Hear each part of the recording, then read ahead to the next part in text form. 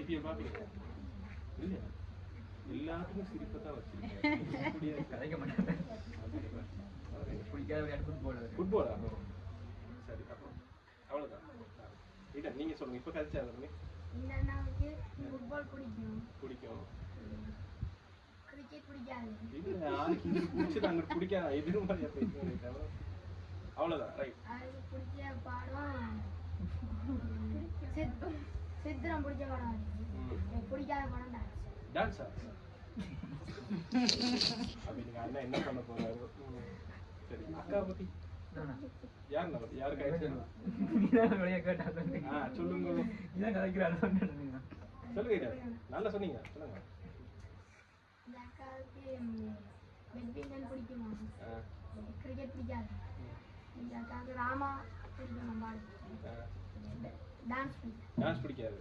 Right, okay, right, super. நீங்க சொல்லுங்கம்மா. யாராச்சும் சொல்லு. அவருக்கு ஃபுட்பால் பிடிக்கும், கிரிக்கெட் பிடிக்காது. இவரே கிரிக்கெட் பிடிக்கும், ஃபுட்பால் பிடிக்காது. அடுத்த நீங்க ரெண்டு பேர்.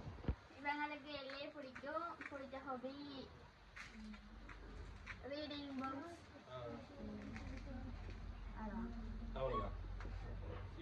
இவங்களுக்கு பிடிச்ச ஸ்போர்ட்ஸ் பேட்மிண்டன். ஹாபி வந்து ஓகன் போடுறது. பிடிக்காதது வந்து வாலிபால். நிறைய பேட்மிண்டன் பிளேயர்ஸ் இருக்கீங்க. நீங்க ரெண்டு பேர். இவங்களுக்கு பிடிச்சது கேம் பேட்மிண்டன். பிடிக்காத கேம் பாஸ்கெட் பால். இவங்களோட ஹாபி ரீடிங். இவங்களுக்கு பிடிக்காத விஷயம் நம்ம வச்சு கற்றுக்கணும். இது ஏதோ யோசிச்சு சொன்ன மாதிரி இருக்கே, அங்க இருந்து வராம. இல்ல நான் சொன்னேன். ரைட். இவட பேர் வந்து ரித்திகா. இவங்க பிடிச்ச ஸ்போர்ட்ஸ் வந்து பாஸ்கெட் பால், வாலிபால் பிடிக்காதான்.